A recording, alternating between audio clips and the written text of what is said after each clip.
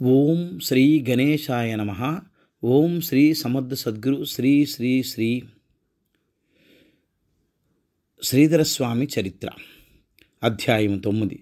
సమర్థుల సాన్నిధ్యమునకు.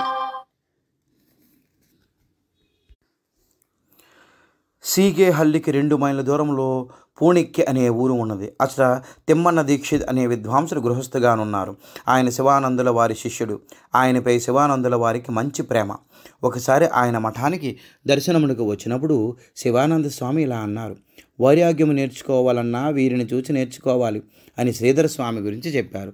అందువలన దీక్షిత్ గారికి శ్రీధర స్వామి అంటే మంచి అభిప్రాయము, గౌరవము ఏర్పడ్డాయి. ఎప్పుడైనా ఒకసారి శ్రీధర స్వామి వారితో ఉపనిషత్తులపై చర్చలు జరిపేవారు. శ్రీధర స్వామి వారికి అంటే వేరే వారి ఇతరుల దుఃఖం చూచి కనికరం కలిగేది. ప్రపంచంలో జనుల కష్టాన్ని చూచి వారు కలవరం చెందేవారు. కూలివారు తలపై బరువును మోసుకెళ్తుంటే వారు చాలా జాలిపడేవారు. ఒక్కొక్కసారి వారి బరువును ఆయనే దించేవారు. వీరందరినీ ఉద్ధరించడం ఎలా, వీరికి నిజమైన సుఖం ఎలా దొరుకుతుంది అని ఆలోచించేవారు. సకల జీవుల సుఖ సంతోషాలతో జీవించాలనే కోరిక వారికి ఉండేది. వేదాంత విషయ అవగాహన కలిగే వరకు వారికి నిజమైన సుఖము దొరకదు అని తలచి వారందరికీ వేదాంత విషయములను సులభమైన పదాలతో అర్థమయ్యేటట్లు చెప్పసాగారు. అది చూసి శివానంద స్వామి, వీరందరికీ వేదాంతం ఎలా పట్టుబడుతుంది? యోగితను బట్టి వేదాంతం బోధించాలి, ఇది వారి బుర్రకి ఎక్కుతుందా అన్నారు. ఆ మాటకు శ్రీధర స్వామి బదులు చెప్పారు: ఒక్కసారి వేదాంత సంస్కారం మనసులో ముద్ర పడితే అది వారు బాగుపడటానికి చాలు. ఏదో ఒకసారి ఇది వారిని మంచి మార్గమునకు తీసుకుని వెళుతుంది. ఈ సంస్కారము కలుగుటకు పదే పదే వారికి విషయములను చెప్పడం వలన ఎక్కడో ఒక చోట ఆ బీజం నాటుకొని వారిని సంస్కరిస్తుంది. వారి జీవితాలలో ఆధ్యాత్మికతను మొలకెత్తుతుంది. చిక్కమంగళూరులోని మంజునాథ అయ్యర్ అనే కాఫీ ప్లాంటీర్ ఉన్నారు. ఆయన శివానంద స్వామికి శిష్యులు. వారు పదే పదే స్వామి దర్శనమునకు వచ్చేవారు. అచట వారికి శ్రీధర స్వామి దర్శనమైంది. ఆయన మనసులో వీరి పట్ల పూజ్యభావము, ఆదరణ కలిగాయి. ఆయన ప్రశ్నలకు శ్రీధర స్వామి సరైన జవాబులు ఇచ్చారు. దీనికి ముందు వారు అరుణాచలములోనున్న రమణ మహర్షి వద్దకు, పాండిచ్చేరి నందున్న అరవింద్ ఘోష్ వద్దకు వెళ్ళి వచ్చారు. శ్రీధర స్వామి కలయికతో వారికి సర్వాధిక సమాధానము దొరికింది. అందువలన శ్రీధర స్వామి దర్శనము కొరకు అప్పుడప్పుడు వచ్చేవారు. తమ ఇంటికి రమ్మని స్వామిని వారు ఆహ్వానించారు. అయితే స్వామి, ఇప్పుడు సాధ్యం కాదు, తర్వాత ఎప్పుడైనా చూద్దాం అని జవాబిచ్చారు.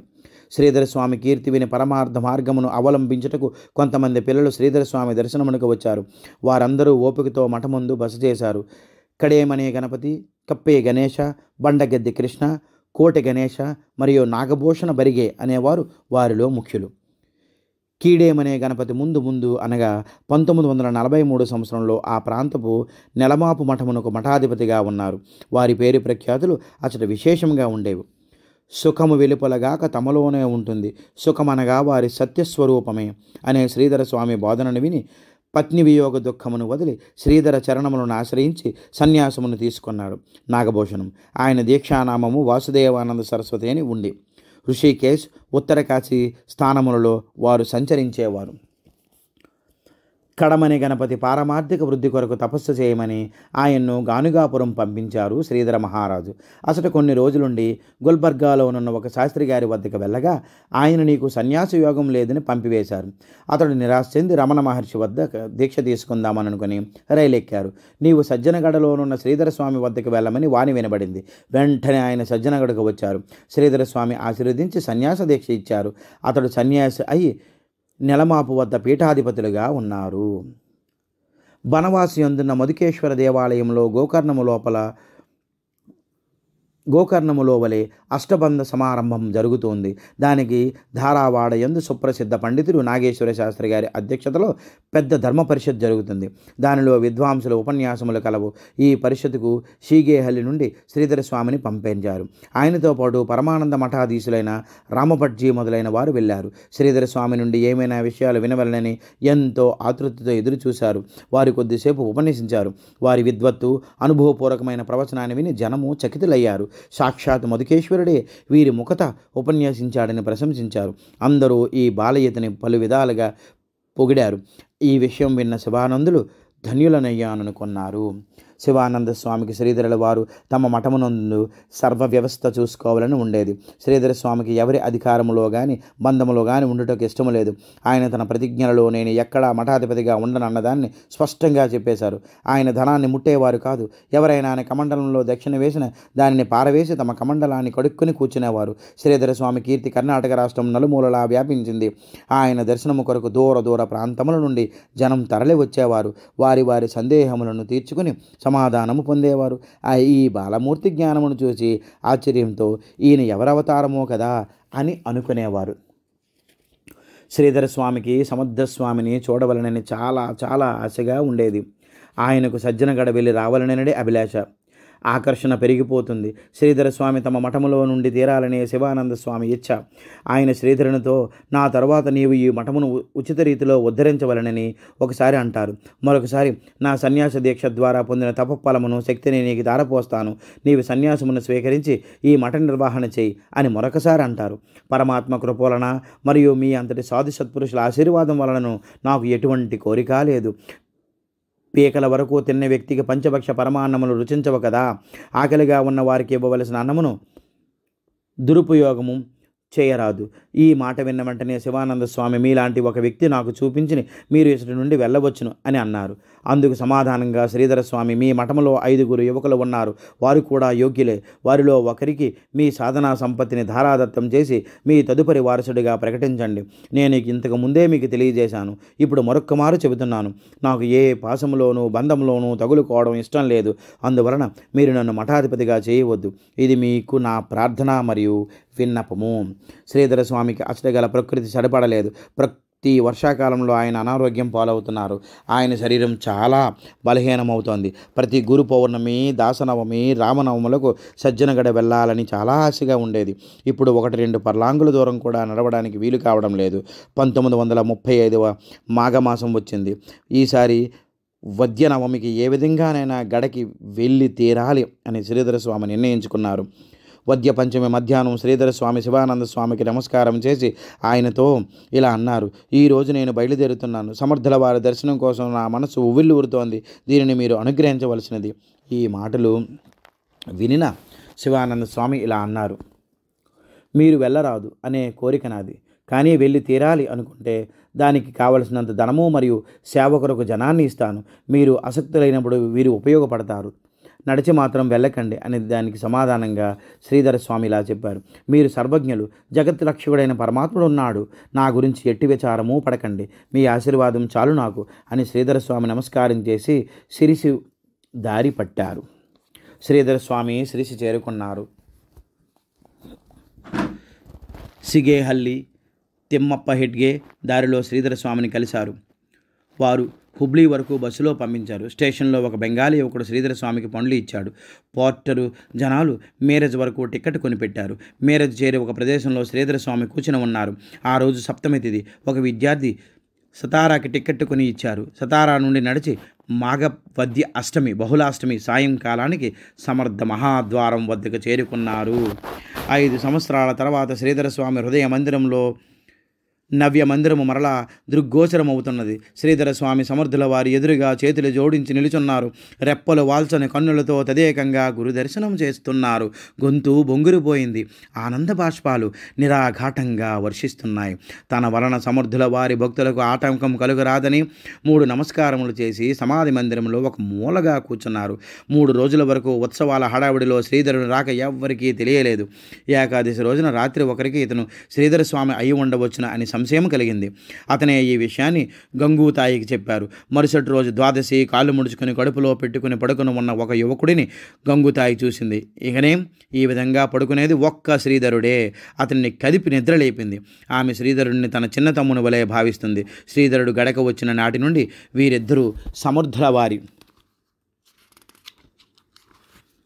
సేవలో ఉండేవారు. ఆమె బాపు సాహెబ్ మహారాజ్ గారి శిష్యురాలు.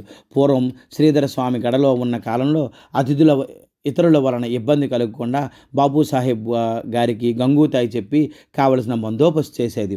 శ్రీధర్ బువ సజ్జనగడికి వచ్చిన వార్త సుడిగాలిలా సజ్జనగడంతా వ్యాపించింది. అందరూ శ్రీధరుడిని చుట్టుముట్టారు. అందరికీ అమితమైన ఆనందం కలిగింది. ఆయన అతి బలహీనంగా ఉండడం చేత ఆయనకు పూర్తి విశ్రాంతినివ్వాలని అందరూ నిశ్చయించారు. అసట వేదేశ్వరి, ఆత్మారాం, వాక్యవృత్తి మొదలైన గ్రంథాలపై ఉపన్యాసములు జరుగుతున్నాయి. కానీ శ్రీధర స్వామి యొక్క ఆనందభరితమైన ముఖ దర్శనానందము అనుభవిస్తున్న వారు అచ్చటి నుండి బయటకు వెళ్ళుటకు ఇష్టపడలేదు.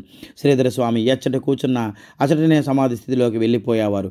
ఎవరైనా వచ్చినా వారితో కొలదిసేపు సంభాషించి మరలా సమాధి స్థితిని పొందేవారు. సాధకులపై వారికి అపారమైన ప్రేమ. సాధన చేయనప్పుడు వారు అపారమైన కష్టములను అనుభవించారు. సాధకులు తమ సాధన నిర్విఘ్నంగా నెరవేరడానికి గాను వారికి సహాయం చేసేవారు. సాధకులందరితో కలిసి వీరు కూడా మధుకరానికి వెళ్ళేవారు. అందరితో కలిసి మనాచి శ్లోకమును చెబుతూ ప్రసాదం స్వీకరించేవారు. ఇప్పుడు ఆయన జ్ఞానావస్థలో ఉన్నారు. తమ జీవితంలో నియమాలను ఉల్లంఘించకుండా ఆచరిస్తే జ్ఞానప్రాప్తి కలుగుతుందని చేసి చూపించారు.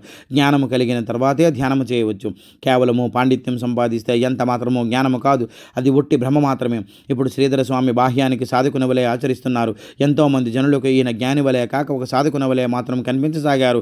అందువలన దగ్గరే ఉన్న ప్రత్యక్ష జ్ఞాననిధి వంటి శ్రీధరుణ్ణి వారు లక్ష్యపెట్టక స్వాభిమానంతో మార్గాన్ని వెతుకుతూనే ఉన్నారు.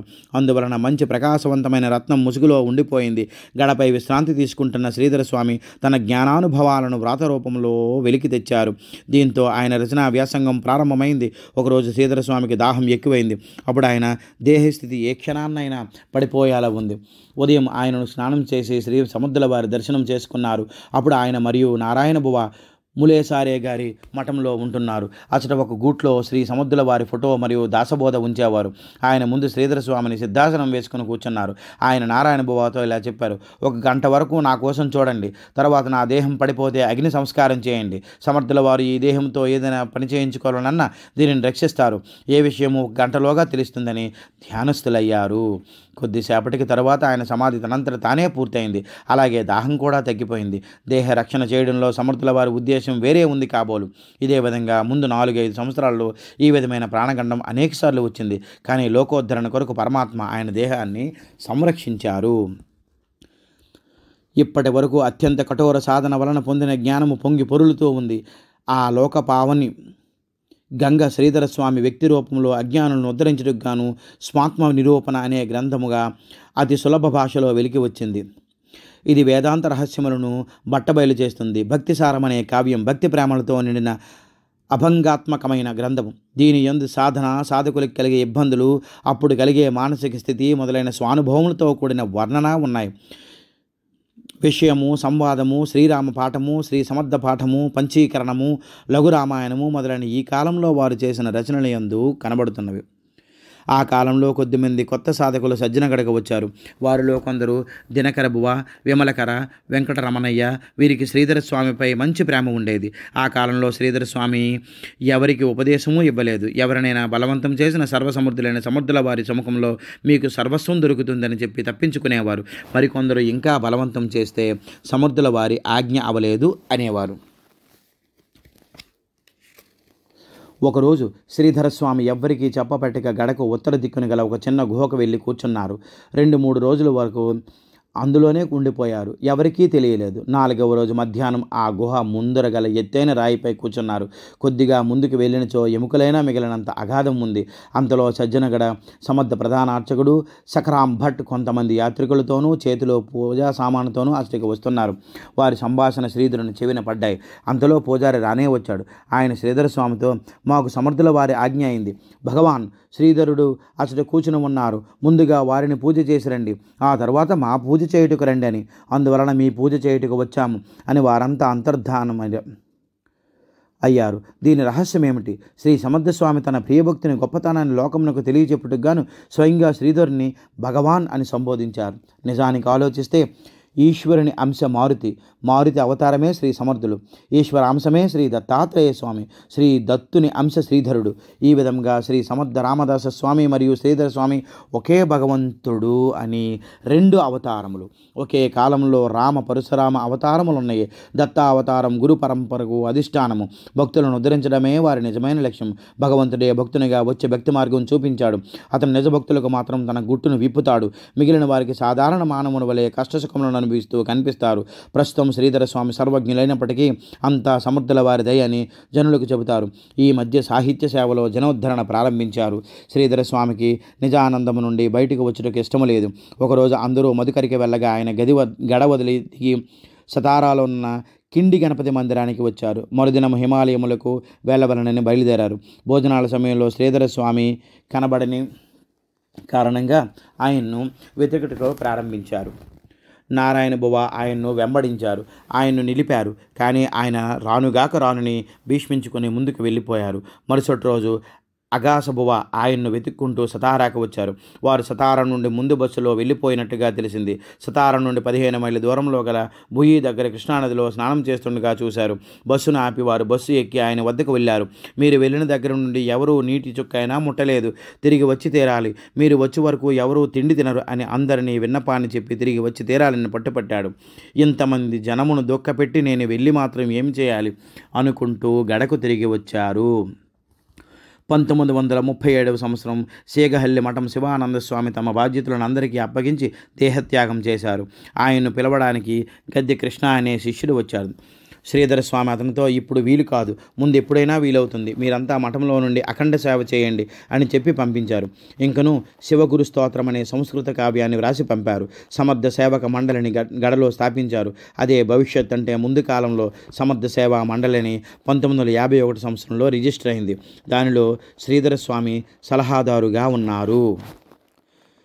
తత్విజ్ఞానార్థం స గురుమేవాభి గచ్చేత్ సమితాత్మని స్తోత్రియం బ్రహ్మనిష్టం తస్మై స విద్వాన్ ఉపసన్నాయ సమ్యక్ ప్రశాంత చిత్తాయ సమాన్వితాయ ఏనాక్షరం పురుషం వేద సత్యం ప్రూవాచితాం తత్వతో బ్రహ్మ విద్యాం. పవిత్రమైన నీటితో శుద్ధమైన సమిధను పట్టుకుని సమిధ వలె గురుని ఆశ్రయించవలను. ఇది వేద సత్యం. ఓం ద్రాం దత్తాత్రేయాయ నమః.